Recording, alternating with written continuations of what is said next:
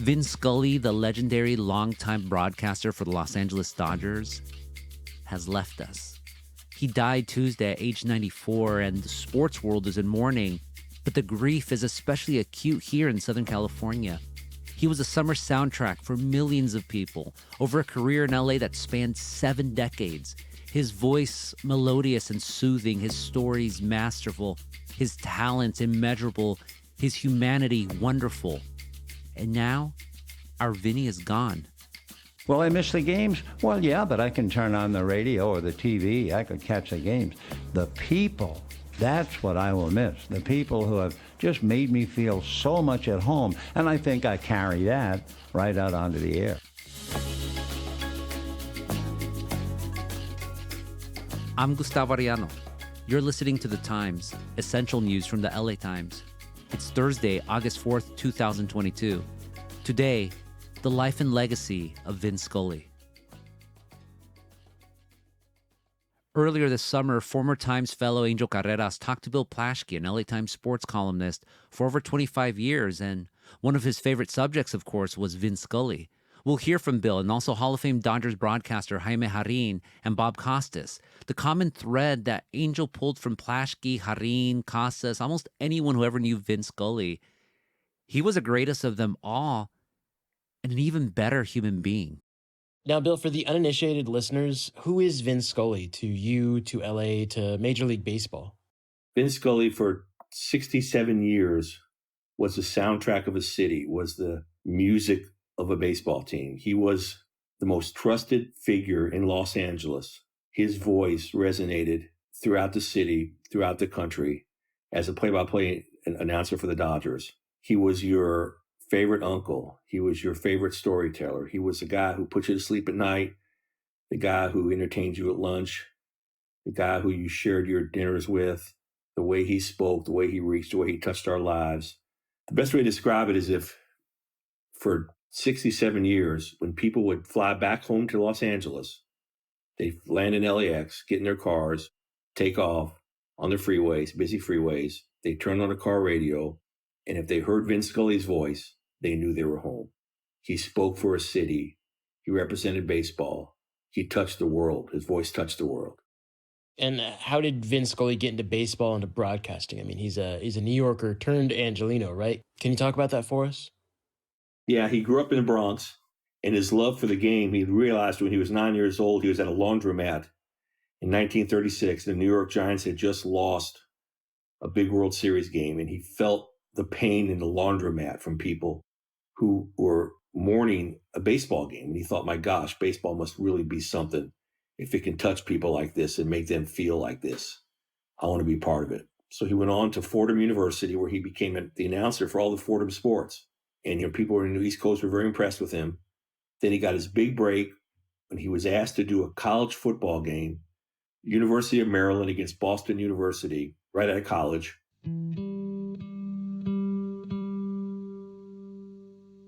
The game was at Fenway Park, which is a famous baseball stadium in Boston.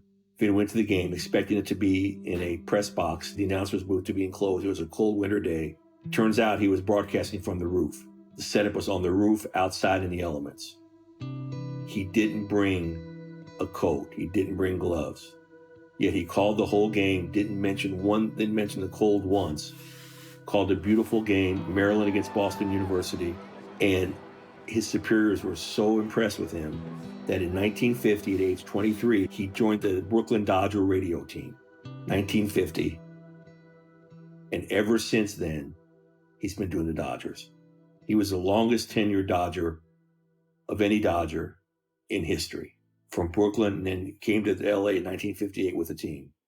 He was the one constant, always there, always, hello, everybody, and a very good evening to you wherever you may be. Hi, everybody, and a very pleasant good evening to you. All it says to you is the Dodger motto, the Dodger theme they say before every Dodger game. They bring people on the field to say it. It's a big ceremony. Every game is, it's time for Dodger baseball. We've had all the introductions.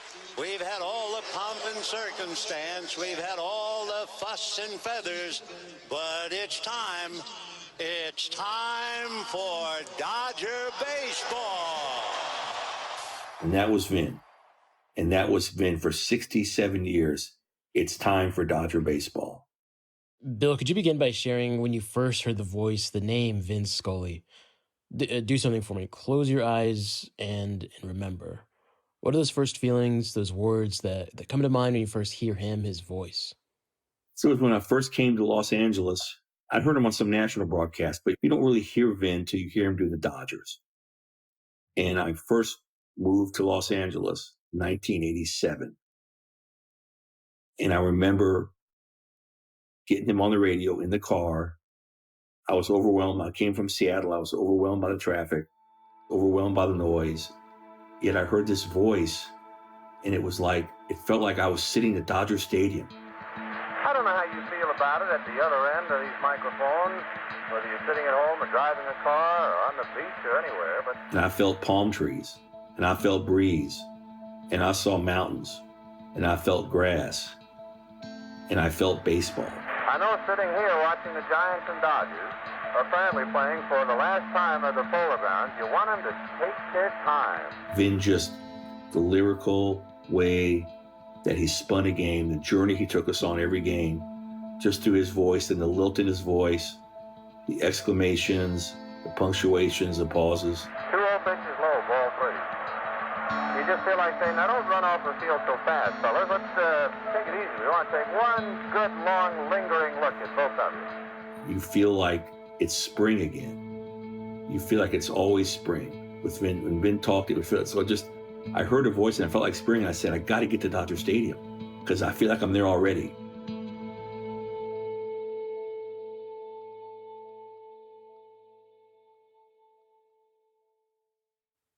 Now, Bill, you weren't the only one that has a similar love story to hearing Vin Scully.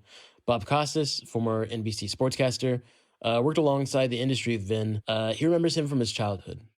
Although I grew up around New York virtually my entire childhood and adolescence, for a year and a half in 1960 and 61, my family lived in Southern California.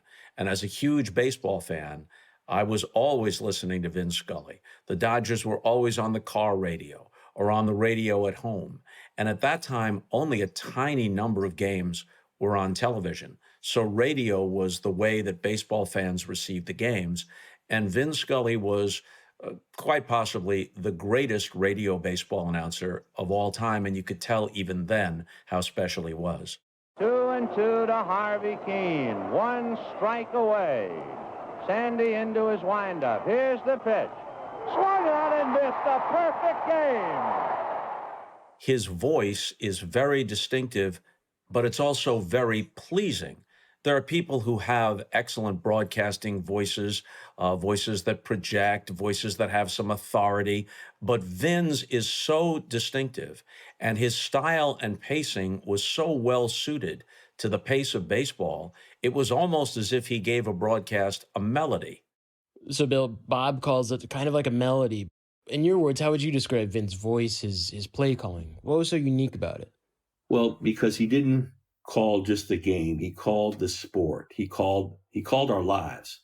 So he would tell stories during games. He would spin into yarns about there'd be a pitcher on the mound who would remind him of something 30 years ago, or something in World War II, or something in the Greek tragedies. And he'd start telling a story. And his stories would spin. He'd say, okay, now the Hershiser with the wind in the pitch is 2 balls and 2 strikes. So anyway, back in the 13th century, Prometheus did this, and he tells these wonderful stories that relate to the game. So it was really interesting when Vin Scully would tell the story, and there'd be 2 outs in the inning. So when the inning ends at 3 outs, they go to commercial break. So Vin's the only announcer in baseball history where people would listen to his games and cheer for foul balls, cheer for long at bats, cheer for the play to be stretched out so he could finish his story. So he'd say that strike one and strike one, and back in World War II, the General Patton once did this and once played baseball with the troops, and he's telling these stories. Or Jackie Robinson once stole home, and he's telling these stories. Ball 3, foul ball, ball 4, strike 3, and once the inning ended, the story would end. So you'd want Vin to keep talking forever. So his ability to mix life and baseball. It was such a connection. He had such a connection with the people because he talked about life. He talked about us. It was about the Dodgers, but no. It was really about us. More on the life and legacy of Vin Scully after the break.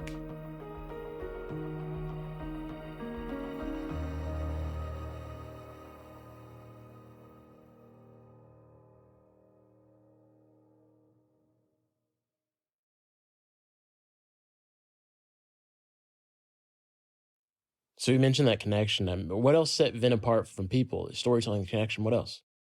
For one thing, Vin was never a homer. And today's announcers are all homers because they're paid by the teams. So the fans understand it. It's just understanding. They say we. They cheer for home runs. Their voice goes noticeably down when the other team scores. Vin was not like that. Vin never supposed who was watching the game. He did the game for the retired mechanic in Florida, as well as the young nutso fan, 25-year-old fan in Van Nuys. He would do the games for everyone. So he would be right down the middle. He would just tell you what happened in a beautiful voice, in a beautiful words, a beautiful description, but never cheer. Quentin walks, then breaks into a run. Greinke collides with him. A.J. Ellis grabs Quentin. In comes Sellers and down the Alden. After that, every man for himself. He thought his job was a conduit. He was the most humble man I've ever met. He didn't like the attention, didn't want the attention. Have you heard about Vin's great autobiography? No, you haven't, because he won't write one. He never wrote one, wouldn't write one. Didn't think people wanted to care about himself, wanted to deflect the attention. It was all about the players. Now, you've heard a lot about Vin Scully, the broadcaster, the Dodgers guy, almost deified by some, but what was Vin, the family man, like? One of my favorite stories about him is he was a really devoted family man. I wrote a big story on him one time for the LA Times Magazine, and he said, please don't bother my children. Through 2 marriages, he had like 6 children. And don't bother them. They don't want to care about their old man. I'll just talk to you. And he gave me great stuff. So I'm writing the story, and the phone rings. It's one of his daughters. She goes, how dare you not call us? I said, your dad said don't call you. He's the greatest dad ever. We have to talk about him. You have to let us in the story. So, of course, I said, talk on. I'll write whatever you say. And they told the story of how when they were younger in a swimming pool in the backyard, he would come out and do play-by-play of them in the swimming pool. There's little Betty. There's little Joey jumping off the diving board. Into the water he goes, swimming to the end. He would do, and those weren't, I apologize, I don't have their exact names. He would call their swimming feats from a lawn chair in the backyard like he was calling a game. And Bill, I'm curious, you've known him for years. What is your most memorable moment with Vin? I would write a story about him. I'd call him, we'd do a story about something. Him talking about a memory, him talking about something. Him telling stories about, he would tell great stories about, he went ice skating with Jackie Robinson. I mean, he told great stories about Jackie, told great stories about all the Dodger greats. And after, I would write the story, and sure enough, like clockwork, the next day, about 4 o'clock in the afternoon, my phone would ring. It would be Vin. Bill, Vin Scully. But by the way, he had, his answer machine was, hi, this is Vin Scully. Can't come to the phone right now. Please leave a message.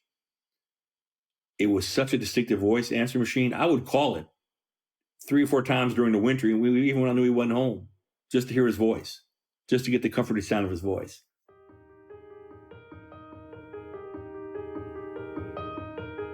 So anyway, he would call me after writing a story. He would say, Bill, Vin Scully. And of course, you knew, the minute he said Bill, you knew it was Vin Scully. He never had to identify himself, and yet he always identified himself. He would say, this is an off the record, not for print. I'm like, what? Great story today. Thank you very much. My thank you, my family thanks you. Didn't deserve it. It was just a regular, simple story about him talking about something. Thank you for noticing me. That's all I want to say. Not for print. Thank you very much. And it would happen every time. So those are my little Scully moments. Got to carry those Scully moments with you forever, you know? But let's go small and then big. What was the most memorable game Vin Scully covered? Most memorable moment of his career for you? His most memorable call was Kirk Gibson's home run in 1988, Game 1 of the World Series, that beat the A's, 2-out, 9th inning, 2-run home run, beat the A's, stunned the mighty A's, Oakland Athletics, and went on to lead the Dodgers to that World Series championship. And I can still hear the call now. Gibson's coming to the plate, hobbled. Sachs waiting on deck, but the game right now is at the plate. Swings a bat. Hits the ball over the right field fence. To right field, she is gone! In a year that has been so improbable, the impossible has happened. And that's all he said. Then he was silent. Well, and you can still hear the roar of the crowd as Gibson hobbled around the bases. That was his greatest call. His greatest moment, though, I think, was his last home game when he retired. Nightly was 2016. Leave it to the Dodgers. Charlie Culberson, a game-winning home run. What a moment to have it. And would you believe his first home run of the year? It's a walk-off home run to give the Dodgers the victory in Vin's last game. So now they don't care about the Padres and the Giants. Care not at all. And boy, did it work out perfectly for the final home game of the regular season. They have a lot of work to do for sure. Still ahead of them. The place goes crazy. The players celebrate the home plate. Then they all turn and point up to Vin and shout together, "This one's for you, this one's for you, this one's for you," pointing to Vin. Everybody's crying. And you think you've seen it all. It's been unbelievable. It can't top this. Well, it did top this. So Vin takes the microphone and he says, "I want to say something. I want to thank you, the fan. If it wasn't for you, I wouldn't be here. This is all about you. These last 67 years have all been about you and been about my wife, Sandy." And his wife, Sandy, was standing next to him. So he said, "If you'll allow me one more interruption into your life, I want to tell you how I feel." I wanted to try and express my appreciation to all the players, God bless them, and to all you folks here in the ballpark. It's a very, very modest thing. I sang this for my wife. It was a loving gesture. You know the song, "The Wind Beneath My Wings." And that's what you are. You're the wings beneath the team's wing. You're the team beneath my wing. So I know it's modest. I know it's an amateur. Do you mind listening? And on the scoreboard, they played a recording of Vin singing "Wind Beneath My Wings."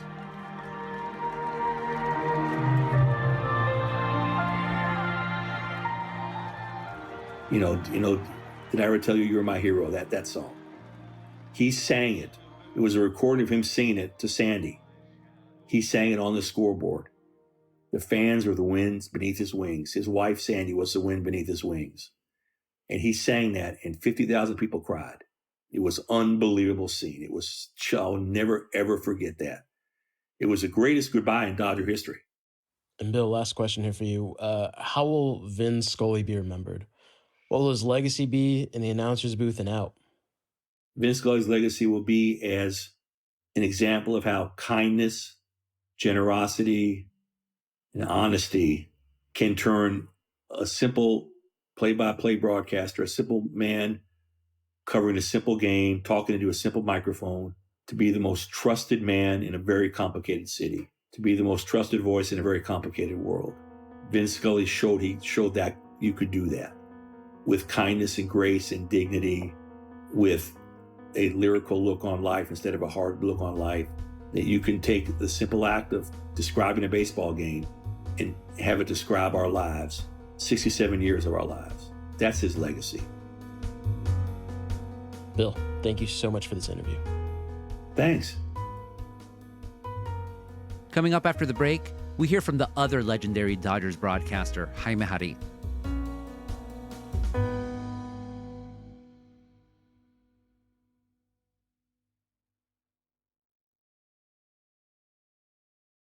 And now we speak to someone that learned from Scully, who became great friends with him and his family. Jaime Jarrín, the now retired Spanish language Dodgers broadcaster, worked with the team for 64 years, right alongside Scully. Jaime, thanks for being here. How are you? Now, Jaime, you get to LA, I believe, in 1955. You're a young man, you're learning the Dodgers, still new to baseball, still new to this country. Vin Scully kind of taught you the ropes of baseball. Tell me what it was like when you first met him, what that experience was like. Well, I read about Vin Scully as much as possible, so I knew who he was. He came from Brooklyn. He stayed in Los Angeles. And at the beginning, of course, I was 22 years old. And so right away, he was a giant to me. He was a giant to me, and he inspired me lots of respect as a person, as a broadcaster also, but as a person mainly because he was extremely nice with me. He tried to be nice with me. He will speak to me a little bit slower because he knew that my English was very limited. It still is, but I noticed that he was aware of who I was and the things that I needed to improve on the job and as a person. So from the beginning, the respect that I had for Vin is unbelievable. Vin was unbelievable, as you say, to many, and he kept his eye on rising stars such as yourself. So, Jaime, you learned from Vin. Did you ever try to, I don't know, ape his style, or did you ever hear his style come out of someone else, influenced others? What have you picked from his brain? Vin is totally different than most of them. There are some announcers who have tried to copy his style, but it's unique. It's very tough to copy him. I have tried not to copy him, but I have tried to absorb his way of broadcasting. I have the same school of him, as I said, keep my pace down, get excited when you are supposed to get excited, don't be a screamer, don't be partial to this or that player, or to this or that team. Those things I have copied from him. But trying to be him, it's practically impossible. You and Vin spent years together. What are some things you'll never forget in conversation with Vin? And after all those years together, is there a moment that defines Vin Scully for you? You look back and I know there's a culmination of something. There's a moment of true beauty between you. Is there a moment you can share like that for us? Well, probably the things was, when he lost his first wife, he was extremely sad, and I had to stay with him 1 hour, 2 hours after the game in the press box, in the dining room of the press box, and he was having a couple of things before going home. And that's a precious time that I had with him because I noticed that he was extremely sad. Of course, he had lost his wife, and it was a very unique time for myself, being with him in those instances when he was feeling a little bit low. Then when I lost my wife almost 3 years ago, he gave me a phone call. He spent about 30 minutes on the phone with me. And that's the most beautiful, the most fantastic telephone call that I have ever received. He talked to me because of his experience losing his first wife. It was before losing his second wife. So he talked to me so beautiful that, the way that he delivers, the way that he commands the language, the way that he grasps the circumstances around, it was unbelievable. It was about 30 minutes of the most beautiful, beautiful talk that I have ever heard and I will ever receive. I think so. Oh, man.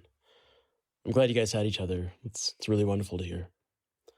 Jaime, I just have one more question. Why is Vin Scully important to you? Why is he important to us? Well, he is so important to me because of the way that he helped me, the way that he conducted himself in front of me, in front of everybody. He's very important because he is the best of the best. And, you always try to be near the best. And I was very, very fortunate to be near him all these years, 60 years practically.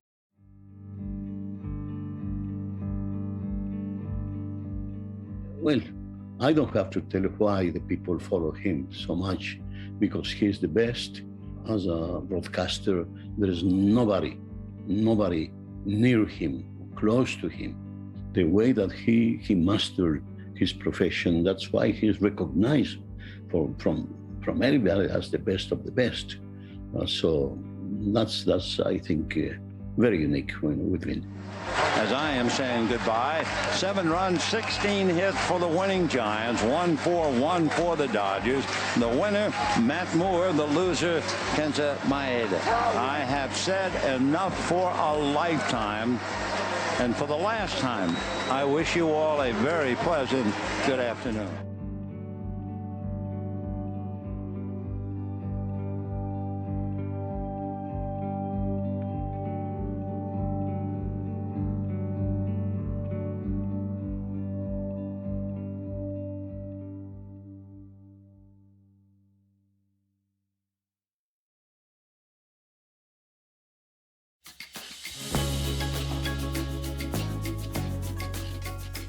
And that's it for this episode of The Times, essential news from the LA Times. Angel Carreras and Ashley Brown were the jefes on this episode, and Mike Heflin mixed and mastered it. To read all of our coverage on the life and legacy of Vin Scully, please go to latimes.com. Our show is produced by Shannon Lynn, Denise Guerra, Kasia Brasalian, David Toledo, and Ashley Brown. Our editorial assistant is Madeline Amato. Our intern is Surya Henry. Our engineers are Mario Diaz, Mark Nieto, and Mike Heflin. Our editor is Kinsey Moreland. Our executive producers are Jasmine Aguilera, Shani Hilton, and Hibel Urbani. And our theme music is by Andrew Eapen. Like what you're listening to? Then make sure to follow The Times on whatever platform you use. I'm Gustavo Arellano. We'll be back tomorrow with all the news in Desmadre. Gracias.